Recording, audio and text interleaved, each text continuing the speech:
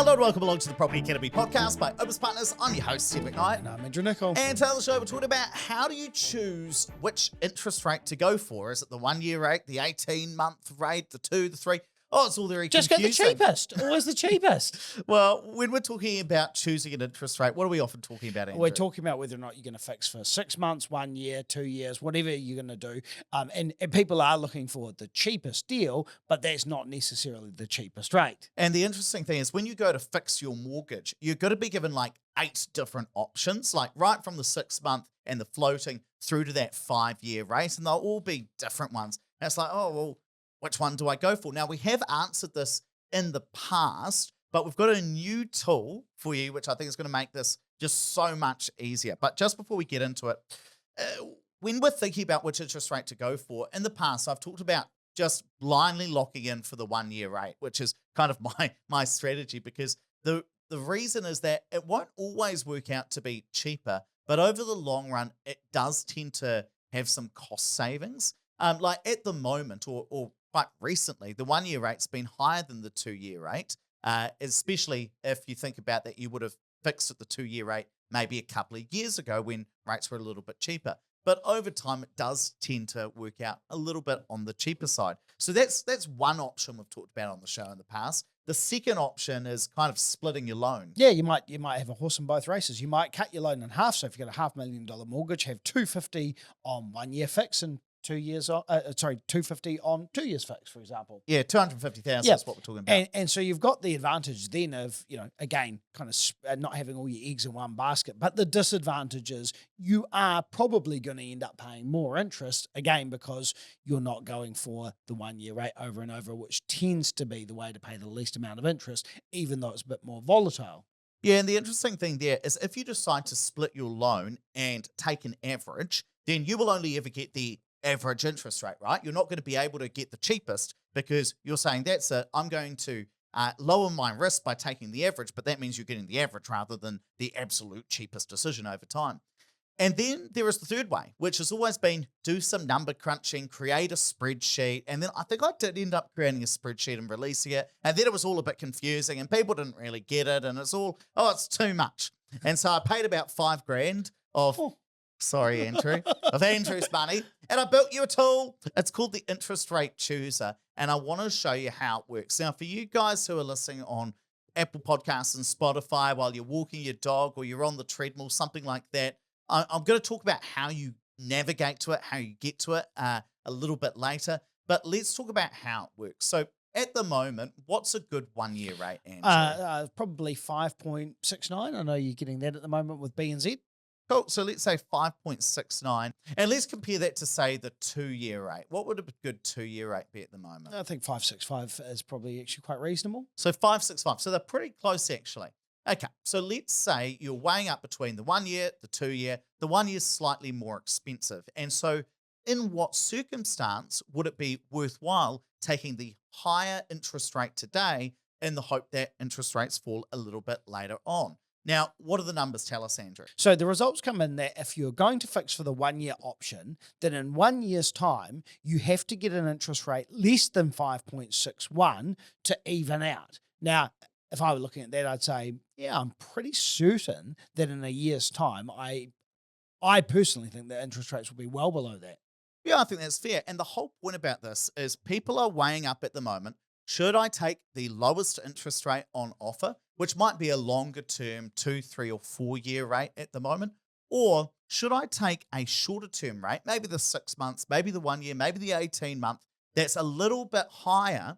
But if I think that interest rates are going to drop over the next year or 2 years, then maybe paying a little bit more today will mean I can save a lot more money later on. And I know of people who have fixed for the 6 month rate. Yeah, 6 months been a really interesting one. Lots of people weighing up between the 1 year and the 6 months. Well, and I think probably if you'd done 6 months 6 months ago, you'd probably be feeling the benefit of it today. But you've kind of got to look at the exact rates that you are offered to make that call around where you kind of sit. And that's the whole reason why we built this. So it pulls through, this tool actually pulls through the current lowest advertised rate, but then you can adapt it. So let's say we are comparing between the 6 month rate and the 1 year today. So as you said before, you might be able to get a 5.69 for the 1 year rate. What's the kind of best 6 month you're seeing? Let's go 6.19. Okay, let's see. Let's run the numbers. Okay, so currently the 1 year rate is lower, the 6 month rate is higher. But again, maybe if interest rates drop, the 6 months could still make sense. So what are the actual numbers? So for paying more today, for taking that higher 6 month rate, for that to make sense, then in 6 months' time, so we're talking what, April 2025, you'd need to be able to get a 6 month rate less than 5.19%. So, in other words, the 6 month rate would have to drop by over 1% for that strategy to make sense, to make sense fixing for 6 months at the moment.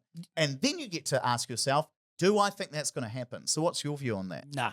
You don't think so? No, I don't think the 6 months will be a percent lower next year.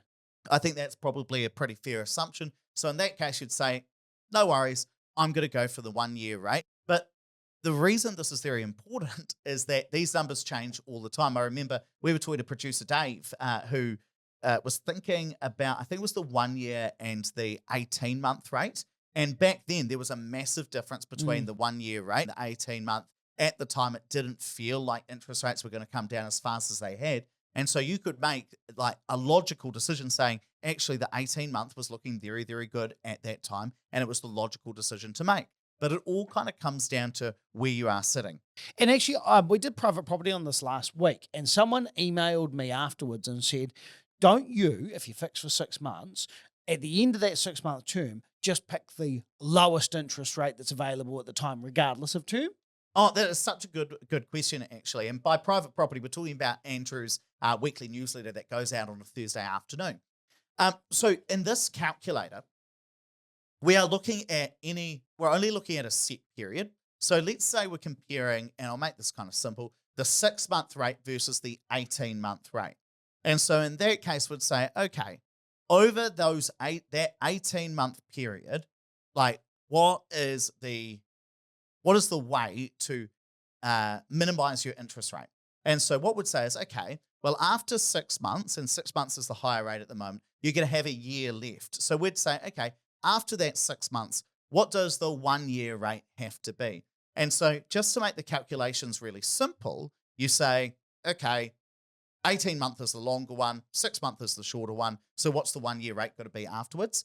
But you could reasonably say, well, after 6 months, I don't have to lock in for a year. I could lock in for another 6 months. I could lock in for another 18 months. So that's kind of the real world scenario compared to this kind of spreadsheet scenario where we're just looking at a couple of rates. Of course, you could plan it out that way, but that's where you'd need a spreadsheet to be able to do something a little bit more custom.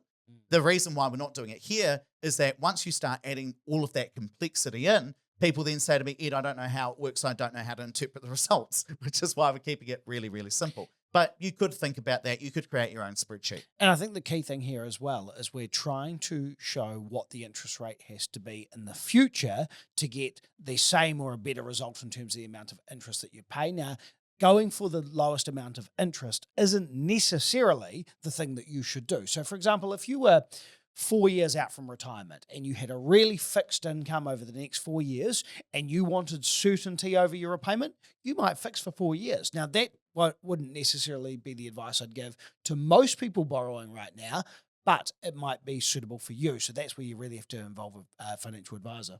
Yeah, I think the big thing, and actually I read a really I'm going off topic a little bit, but I read a really interesting article in the Herald yesterday. Darcy Angara's one. No, it wasn't Darcy Angara's one. It was, is it Gareth or Garth Vale from Easy Street? Oh, yeah. Do you know him? Yeah, I do. He writes a bit for the Herald, or gets interviewed quite a bit.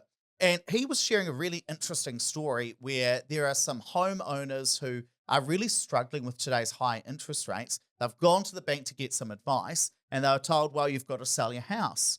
Then they went and saw him and he's like, well, you're paying this mortgage off over 15 years at the moment. Why don't we extend the mortgage term out to 30 years? And if you say, look, we're going to document it at 30 years right now, that's going to bring your mortgage repayment down so that you don't have to sell. Now, this couple were in their kind of mid-50s. So in practice, you wouldn't want to pay that mortgage off over 30 years. But if it means that you can decrease your payment temporarily and then you go aggressive a little bit later, or when maybe you interest decide, rates are lower. or maybe you decide to downsize when you're 65, then at least there is a way for this couple to hold on to that house. And so the key point there isn't everybody should extend their mortgage term out to 30 years. Rather, it's that if you're in a tight financial position, if you're choosing between your interest rates, you might want to get some advice. What's this all about? It's about taking what we told you previously and making it a little bit easier for you guys to understand. Now, again, I know if you're walking your dog, if you're people tell me that they listen while they're walking their dogs, right? Or if you're on your treadmill, like me in the mornings, I get myself out of bed every morning now because Ange bought me a treadmill for my birthday because I'm looking a bit tubby. As I get on there and listen to podcasts, not our podcast, a different one. And if you think Ed's looking tubby, just make a note in the comments section. No. Let me know. Let me know. Give me motivation to get out of bed in the morning. But if you're otherwise occupied at the moment, you just go to the Opus Partners website, opuspartners.co.nz, and under the Learn section, you go to Tools, and then it's pretty much the first thing that comes up. It's the interest rate comparison tool. And you'll be able to use that completely for free and run your numbers. Right, let's wrap it up there. But please don't forget to rate, review, and subscribe to the podcast. It really does help us get the message out to more people. Again, if you're listening on the podcast, you want to see some of the graphs we're showing, you want to see us using the tool, just Google Opus Partners YouTube. It'll be the first thing that comes up. If you watch it on YouTube, make sure you hit the subscribe button. We've just hit our goal of 20,000 subscribers on YouTube. Our new goal is 25,000. Help us get there.